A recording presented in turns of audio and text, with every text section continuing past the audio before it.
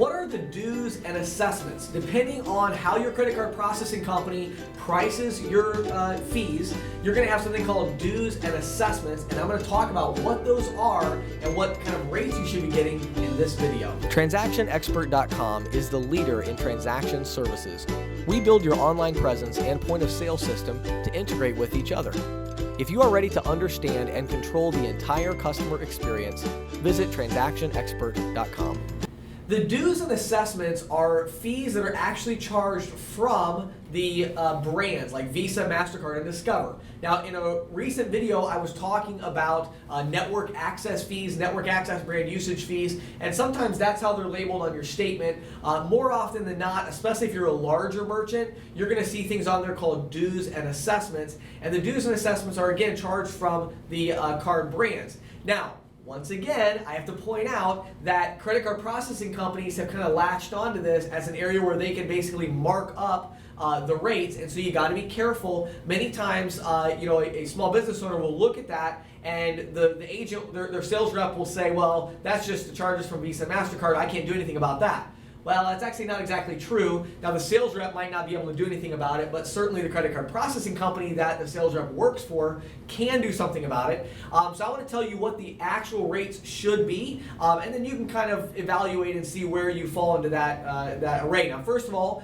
the dues is the same thing as the network access fees, so you can look back to that video, but the dues is like a per item fee. In other words, every transaction is going to be this many cents per transaction. So it's a per item fee. The dues should be somewhere around 2.5 cents up to maybe 4 cents is the range we talked about in a previous video. And again, you can watch that video on what are the network access brand usage fees, because that's basically the same thing as the dues. Then you have the assessments.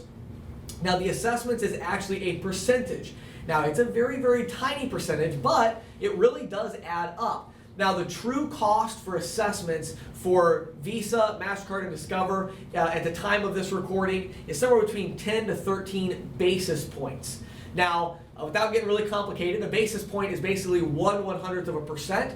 So you should be paying 0.1% to 0.13%. And that's actually how it'll be listed on your statement. So when you look at it, it can be a little confusing because sometimes it looks like, well, is that 10 cents or is that 0.1%, right? So you just have to look over and see what number it's multiplying. You're going to have the volume, so it might say, $10,000 in volume for Visa times, 0.13 equals $13.